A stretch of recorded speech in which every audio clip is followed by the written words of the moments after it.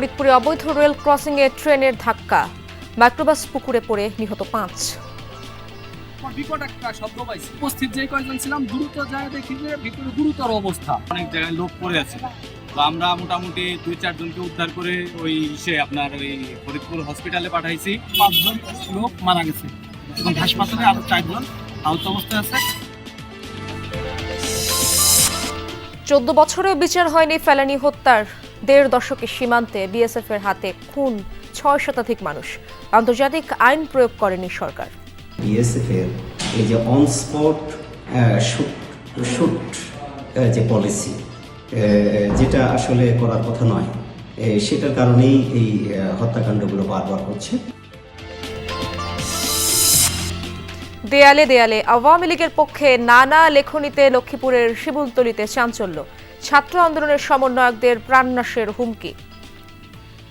আমরা মনে করি এটা আমাদের জন্য ওপেন হুমকি। তারা আবার নতুন করে আসবে, তারা আবার আগের মতো তাণ্ডব সৃষ্টি করবে। সাধারণ মানুষ হিসেবে আমরা বেশ বাঁচতে চাই, থাকতে চাই, নিরাপত্তার মধ্যেই থাকতে চাই।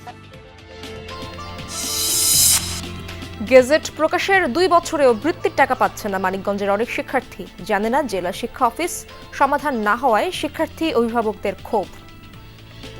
এটা একটা পুরস্কারের মতো, যদি এটা না পেয়ে থাকি আসলে আমাদের একটু কষ্ট লাগে। মাধ্যমিকে গেলে বলে প্রাথমিকের দায়িত্ব এটা, এখন কার কাছে গেলে সঠিক বিচারটা পাবো। পিরোজপুরে একদিনের জন্য কাজে আসেনি নাজিরপুরের রাবার ড্যাম। চাঁদার টাকায় তেল কিনেও ধরে রাখা যায়নি পানি। অসাধু কর্মকর্তা এবং ঠিকাদারকে দুষছেন কৃষক। ড্যামটা করার মতন হয় নাই, নিচ থেকে সুরঙ্গ হইয়া পানি আপ ডাউন করতেছে। আটকাইলে পর ভিতরে ছিদ্র হয়ে গেছে। যদি পানিটা আপ ডাউন করে তো এটা বানানোর তো দরকার ছিল না।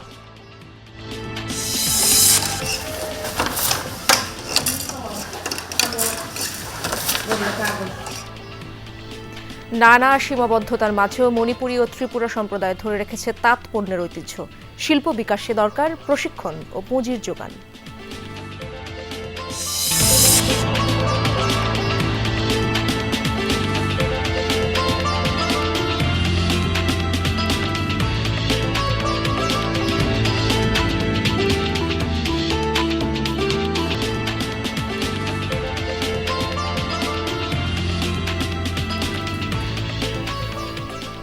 আমন্ত্রণ বিরতিহীন সংবাদ সারা দেশে। আপনাদের সঙ্গে আছি আমি ইশরাত জাহান। এতক্ষণ শিরোনাম দেখছিলেন।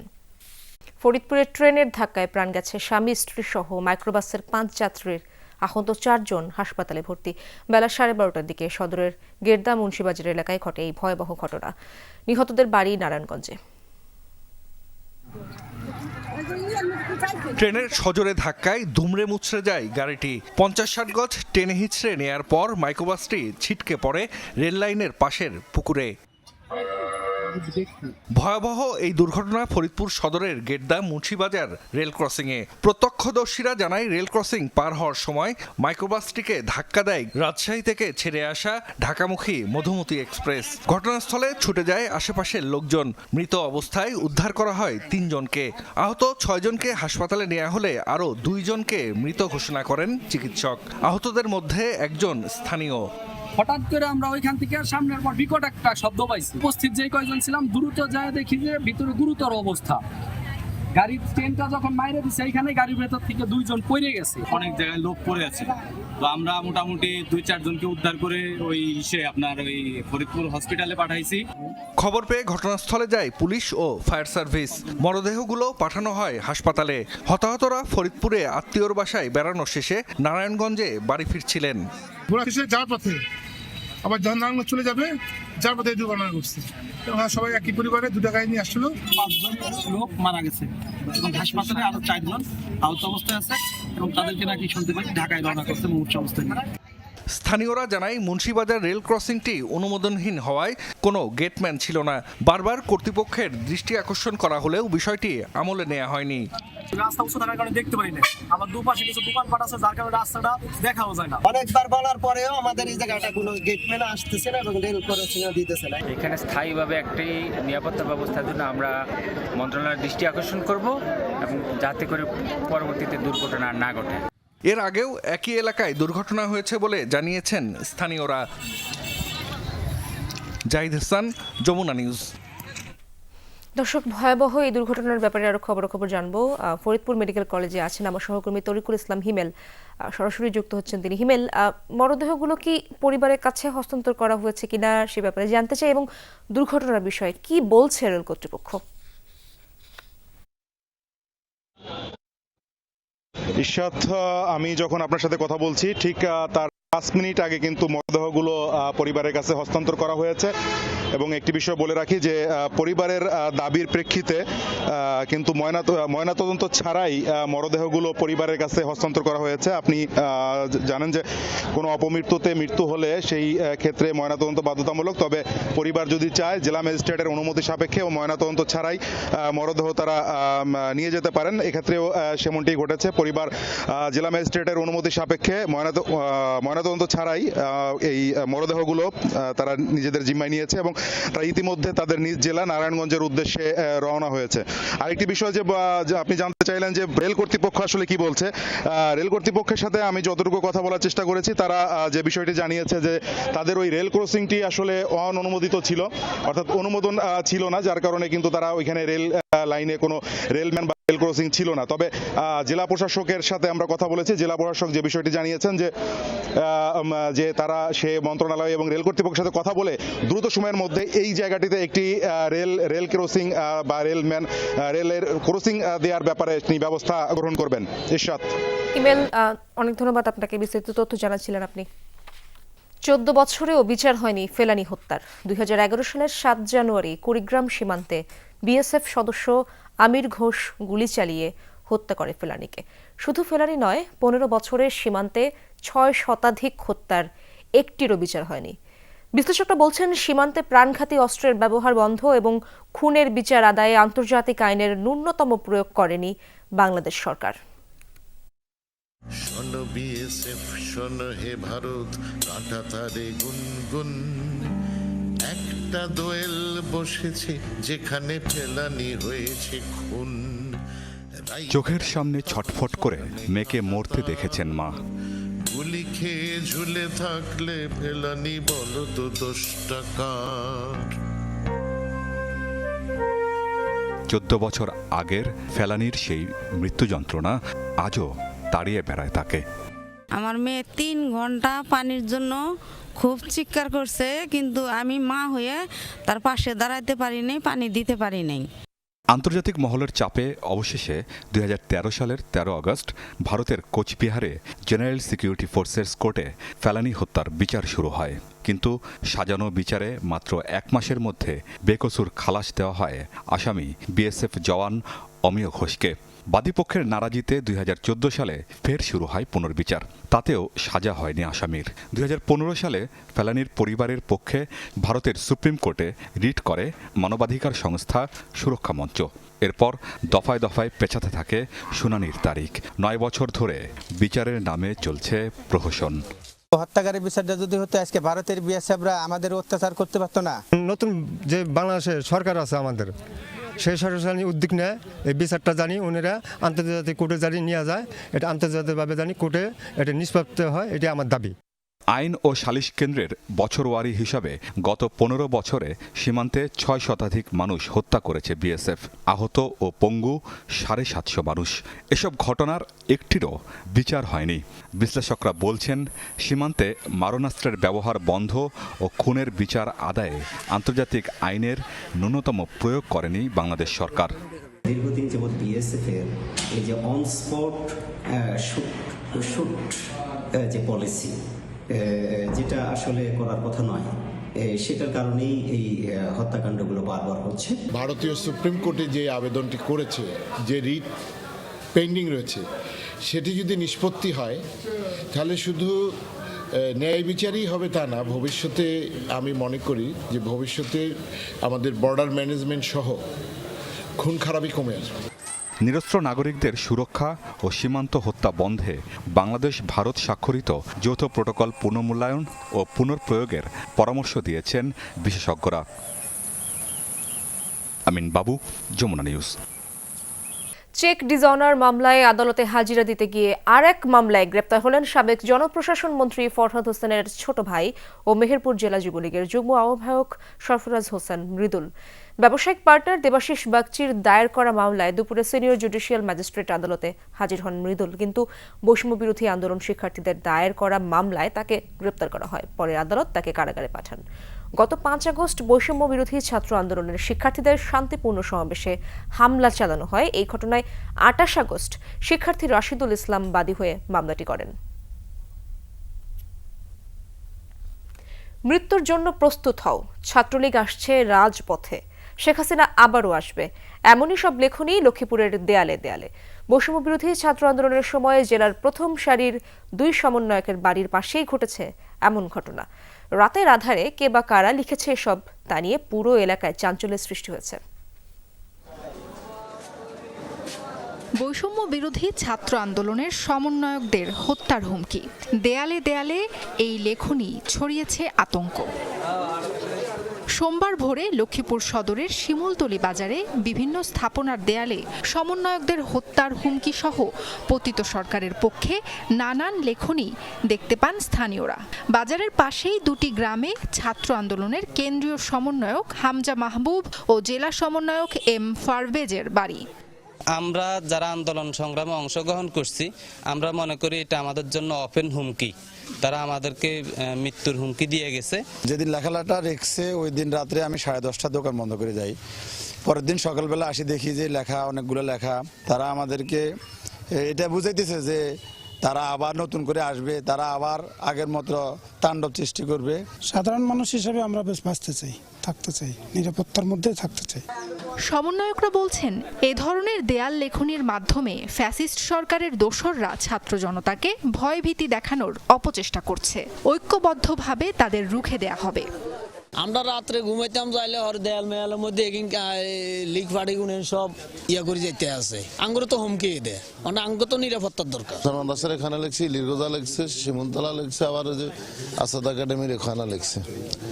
ফারুদা আবার ওইখানে সমন্বয় করে কি দাঁড়িয়ে লিখছিল, মৃত্যুর জন্য প্রস্তুত হও। ব্যক্তি হিসেবে আমরা কাউকে চিহ্নিত করতে পারি না, কিন্তু দল মত হিসেবে কারা এগুলো করতে পারে আমরা ওই বিষয়ে কিন্তু অবগত। আমরা চাচ্ছি যে এটা সুস্থ তদন্ত করে যারা এই ধরনের কাজ করছে তাদেরকে বের করা হোক, আইনের আওতায় নিয়ে আসা হোক। ঘটনাস্থল পরিদর্শন করেছে পুলিশ। জড়িতদের খুঁজে বের করে আইনের আওতায় আনার আশ্বাস কর্মকর্তাদের। আমরা আমাদের গোয়েন্দা কার্যক্রম অব্যাহত রেখেছি। এই সমস্ত অপরাধ বা দুষ্কৃতি বলি এদের সঙ্গে যারা জড়িত, যাতে তারা কোনো বিশৃঙ্খলা সৃষ্টি করতে না পারে সে বিষয়ে আমরা সতর্ক রয়েছি। সম্প্রতি বগুড়ায় বৈষম্য বিরোধী ছাত্র আন্দোলনের আরেক সমন্বয়ক আহসান হাবিব সায়েমের বাড়ির দেয়ালেও একই ধরনের হুমকির কথা লেখা হয়। ওই ঘটনায় থানায় জিডি হলেও আটক হয়নি কেউ। সাবরিনা লিজা, যমুনা নিউজ। হবিগঞ্জের চুনারুঘাট থেকে নিখোঁজের 2 দিন পর জহুর আলী নামে এক ব্যক্তির মরদেহের সন্ধান মিলেছে ভারতের সীমান্ত এলাকায়। দুলনা সীমান্ত এলাকায় তার মরদেহ পড়ে থাকার ছবি সামাজিক যোগাযোগ মাধ্যমে ছড়িয়ে পড়ে। পরিবারের লোকজন সেই ছবি দেখে জহুরকে শনাক্ত করে। বিষয়টি নিয়ে ভারতের সীমান্তরক্ষী বাহিনী বিএসএফ এর সাথে আলোচনা চলছে বলে জানিয়েছে বিজিবি। পরে বিস্তারিত জানা যাবে বলে জানিয়েছেন কর্মকর্তারা। মরদেহ দ্রুত দেশে ফিরিয়ে আনার দাবি জানিয়েছেন স্বজনরা। দর্শক, এই বিষয়ে আরো জানার চেষ্টা করব আমার সহকর্মী প্রদীপ দাস সাগরের কাছ থেকে। প্রদীপ, মৃত্যুর কারণ সম্পর্কে কিছু জানা গেছে কিনা এবং বিজিবির সাথে কি কথা হয়েছে সে ব্যাপারেও জানতে চাই আমরা।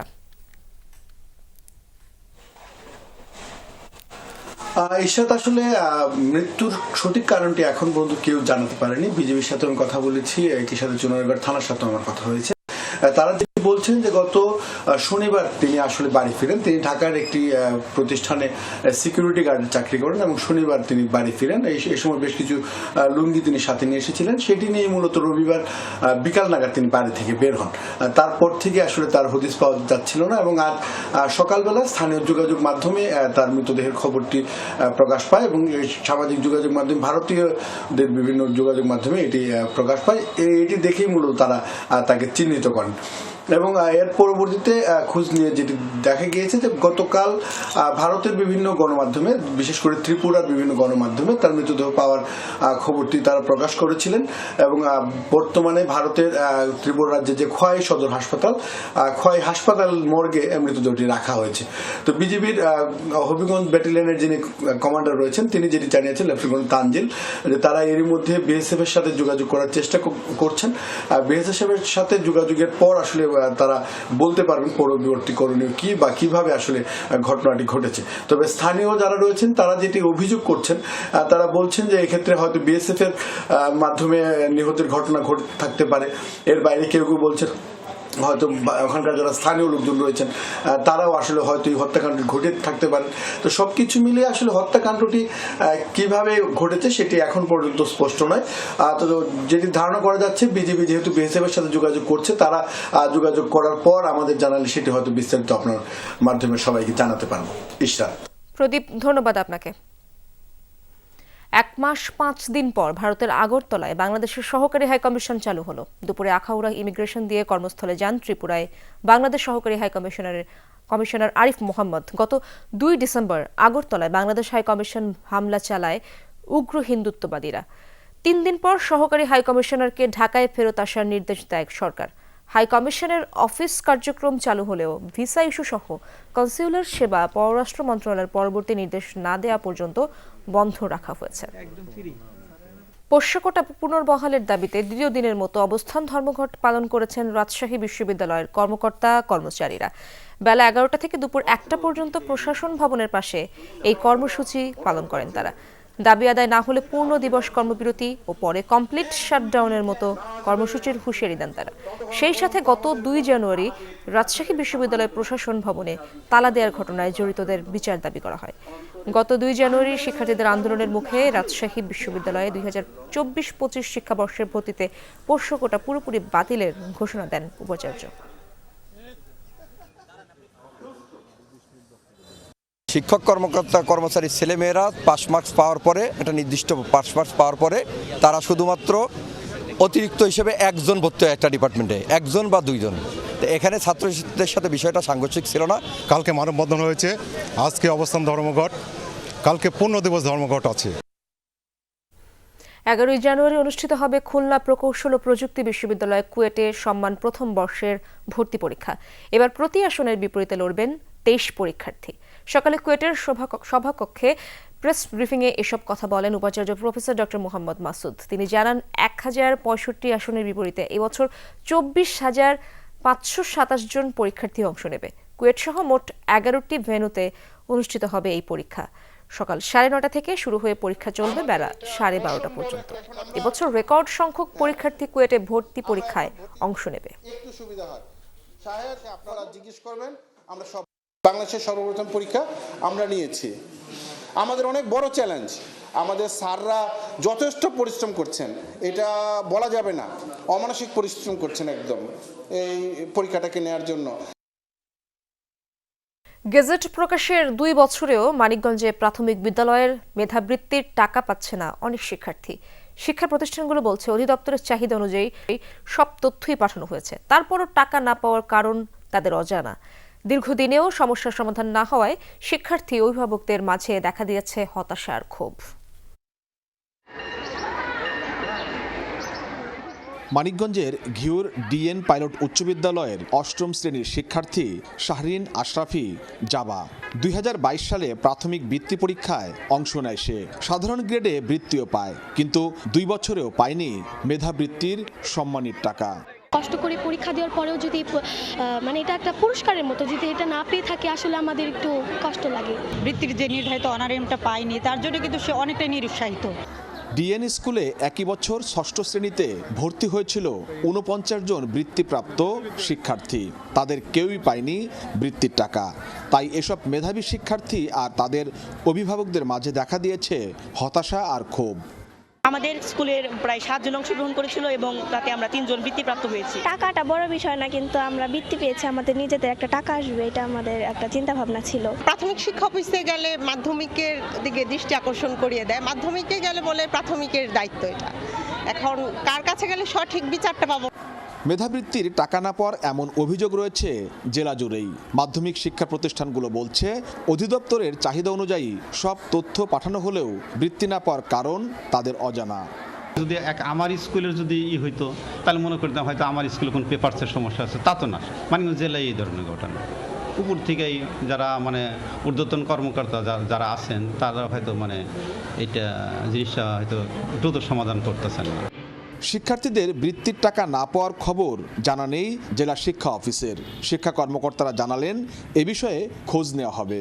এ বিষয়ে আমাদের কাছে কোনো ফর্মালি কেউ অভিযোগ করেনি, তবে যদি কেউ না পায় এবং এই বিষয়টা আমরা খোঁজখবর নিব এবং দেখব, এবং বৃত্তির প্রাপ্তিটা তো একটা শিক্ষার্থীর জীবনের একটা পরম আনন্দের একটা বিষয়।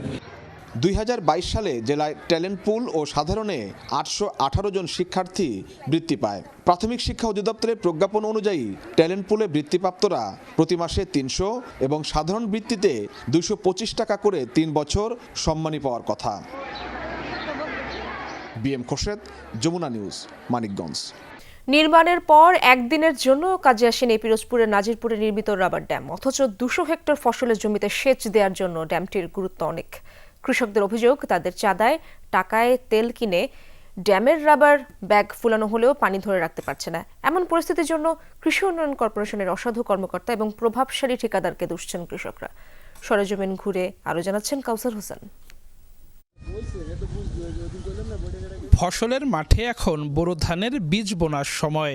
শুধু ধান নয়, মৌসুমী শাকসবজি আবাদে ব্যস্ত পিরোজপুরের দেউলবাড়ি ইউনিয়নের 5 গ্রামের 5 শতাধিক চাষি। কিন্তু কৃষকের কাঙ্ক্ষিত ফলনের স্বপ্নে বাধা হয়ে দাঁড়িয়েছে জোয়ারের পানি, নষ্ট হওয়ার শঙ্কায় ফসল। পানি উঠলে আমাদের দেশে এটা শেলা হয়, লোদা শেলা কয়, চুনা হালা কই আমরা, ওইটা আর কি ওইটা গুছি নষ্ট হয়ে যায়।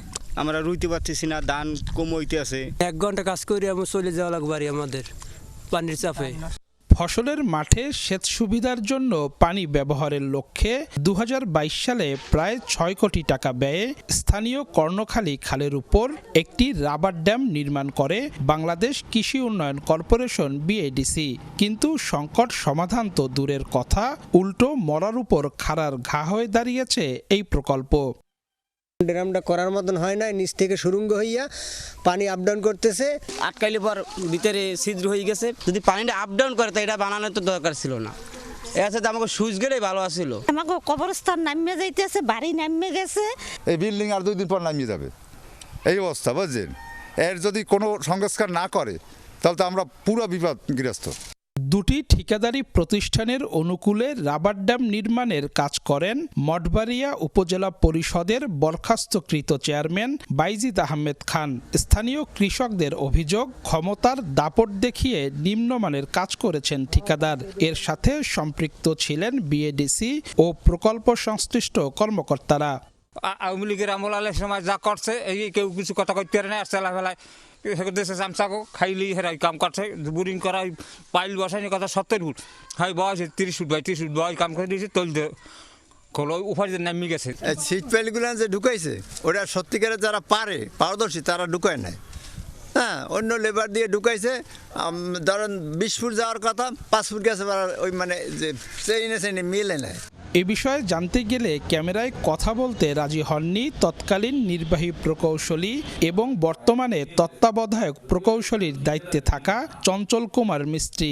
যোগাযোগের চেষ্টা করা হলেও সাড়া দেননি ঠিকাদার বাইজিদ খানও। বিএডিসির নির্বাহী প্রকৌশলী বলছেন, রাবার ড্যামটি ত্রুটিপূর্ণ। এটি সংস্কারে 1/2 কোটি টাকার একটি প্রস্তাব জমা দেয়া হয়েছে। এটা যারা ডিজাইনের সাথে সংশ্লিষ্ট যে কনসালটেন্ট ছিল তাদের সাথে যোগাযোগ করে এটা মেরামতের একটা প্রস্তাব আমরা পাঠাইছি ঢাকা অফিসে। ওইটা 55 লাখ টাকার মতো। ওইটা যদি আমরা বরাদ্দ পাই তখন এটা মেরামত করলে জিনিসটা হয়তো ফার্মার এটা সুফল পাবে। ফসল রক্ষায় গেল বছর নিজস্ব অর্থায়নে খালে অস্থায়ী বাঁধ দিয়েছিলেন কৃষকরা। কোটি কোটি টাকা খরচ করে বাস্তবায়ন করা হয়েছে এই রাবার ড্যাম প্রকল্প। এর ফলে স্থানীয় কৃষকদের মুখে হাসি ফোটার কথা, কিন্তু হয়েছে এর উল্টোটা। এজন্য ঠিকাদার আর বিএডিসির সীমাহীন দুর্নীতিকে দায়ী করছেন কৃষকরা। কাউসার হোসেন, যমুনা নিউজ, পিরোজপুর। কমেনি তাঁতের শাড়ির কদর। তৈরি হচ্ছে চাদর, ওড়না, গামছা সহ নানা পণ্য। শহুরে এলাকার নামি দামি শোরুমে বাড়ছে তাঁত পণ্যের চাহিদা। সীমাবদ্ধতার মধ্যেও মণিপুরী এবং ত্রিপুরা সম্প্রদায় ধরে রেখেছে এই ঐতিহ্য। উৎপাদন ব্যবস্থায় এসেছে পরিবর্তন, তবে নিশ্চিত হচ্ছে না শ্রমিকের ন্যায্য মজুরি। একই সঙ্গে প্রয়োজন পুঁজির যোগানো। ক্ষুদ্র ও মাঝারি শিল্প নিয়ে 3 পর্বের ধারাবাহিকের আজ প্রথম পর্ব। তানভীর মোর্শেদের ছবিতে রিপোর্ট করেছেন সহকর্মী রিমন রহমান।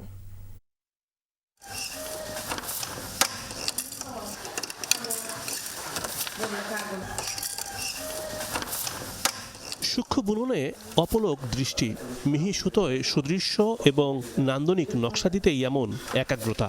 প্রতিটি বুনন প্রক্রিয়ায় আছে হাতের পরম যত্ন। বংশ পরম্পরায় তাঁতের সঙ্গে বিনোতাদেব বর্মার সখ্যতা। শ্রীমঙ্গলের প্রত্যন্ত এলাকায় চলছে কর্মব্যস্ততা। কেউ বানাচ্ছেন শাড়ি, কেউ বা ওড়না, চাদর। সকাল থেকে বিকেল পর্যন্ত চলে হস্তচালিত তাঁত। ত্রিপুরাদের ড্রেস এগুলো বাজারজাত করতে পারে নাই, এই জন্য আমরা এই মণিপুরি তাঁত এখন কাজ করতেছি। মণিপুরি তাঁতে আসলে বাজারজাত করতে পারে নাই, দাম মানে বেশি হয়ে যায়। আর এই তাঁতে হচ্ছে একটু সহজে করা যায়, মানে খুব বেশি করা যায়, কিন্তু দামটা একটু সস্তা দামে একটু করা যায় আর কি। দারিদ্র্যের সঙ্গে লড়াই করে উচ্চ মাধ্যমিকে পা দিয়েছেন নম্রতা দেব বর্মা। পড়ালেখার পাশাপাশি মায়ের সঙ্গে বোনেন কাপড়, নিজেই যোগান শিক্ষার খরচ। আমরা সারাদিন কাজ করি, আর কাজ করার তুলনায় আর্থিকটা কম, আর যদি আরেকটু বেশি পেলে তাহলে ভালো হতো। একজন সারাদিন তাঁত চালিয়ে একটি মাত্র চাদর কিংবা ওড়না বুনতে পারেন। মজুরি 150 থেকে 200 টাকা। পরিশ্রমের তুলনায় মজুরি তুলনামূলক কম। কাজের তুলনায় আমরা মজুরিটা মানে কম হয়ে যায়, আর একটু মানে যদি বেশি দিতে যায় তাহলে আরো ভালো হয়ে যায় আর কি। তাঁত শিল্প এদেশের হাজার বছরের ঐতিহ্য। মূলত মণিপুরী এবং ত্রিপুরারাই এই বুনন শিল্পে বেশ দক্ষ, কিন্তু বিলুপ্তিপ্রায় এই শিল্প বিকাশে দরকার সরকারি এবং বেসরকারি পর্যায়ে বিভিন্ন সহযোগিতা। বাড়ছে তাঁত পণ্যের চাহিদা। এসব পণ্যের ক্রয়াদেশ দিচ্ছে শহুরে নামি দামি ব্র্যান্ড। বাংলার ঐতিহ্যকে লালন করতেই অনেকের পছন্দ তাঁত, কিন্তু শিল্প বিকাশে দরকার পর্যাপ্ত অর্থের যোগান। দক্ষ শ্রমিকের অভাবও প্রকট। আমরা যদি ফাইন্যান্স পাই তাহলে আশা করি আমাদের এখানে যে আমাদের যে তাঁতগুলো আছে, আমাদের আরও নতুন নতুন ডিজাইনের তাঁত নিয়ে আসবো, এবং পাশাপাশি যে সুতা প্রসেস করার যেগুলো আমাদের সমস্যা, এই সুতা প্রসেসটা যদি আমাদের এখানে হয় তাহলে আমার অনেক ভালো হবে। শ্রীমঙ্গলের ঘরে ঘরে এখনো রয়েছে কোমর তাঁতের প্রচলন। চাকমা সম্প্রদায়ের পিনন, খাদি বেশ জনপ্রিয়। পাহাড়ি নারীরাই মূলত এই উৎপাদনে সম্পৃক্ত। তাঁত শিল্প বিকাশে উদ্যোগ নিয়েছে এসএমই ফাউন্ডেশন। এই শিল্পটাকে আরও উন্নত করার জন্য এই শিল্পের সাথে যারা সম্পৃক্ত আছেন, বিশেষ করে মণিপুরী সম্প্রদায়ের লোকজন যারা, আমরা ইতিমধ্যেই বিভিন্ন ব্যবস্থা গ্রহণ করেছি। আমরা ভবিষ্যতে এখানে আরও উন্নত মানের প্রশিক্ষণ, বিশেষ করে ডিজাইনের ক্ষেত্রে আমরা আরও প্রশিক্ষণ দেব তাদেরকে। শত বছরের এই শিল্প টিকে থাকলে একদিকে রক্ষা হবে আমাদের ঐতিহ্য, অন্যদিকে নিশ্চিত হবে অর্থনৈতিক মুক্তি। রিমন রহমান, যমুনা নিউজ। দর্শক, এই ছিল সংবাদ সারা দেশ।